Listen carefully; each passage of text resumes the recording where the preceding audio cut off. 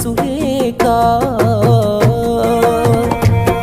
నువ్వు ఊర్వశివని కాదే నిన్ను ప్రేమించింది, నువ్వు దేవతవని కాదే నిన్ను పూజించింది, నువ్వు నింగివని కాదే నేలనేమైంది, నా ప్రాణం అనే కదా నీకు అలుసయ్యింది.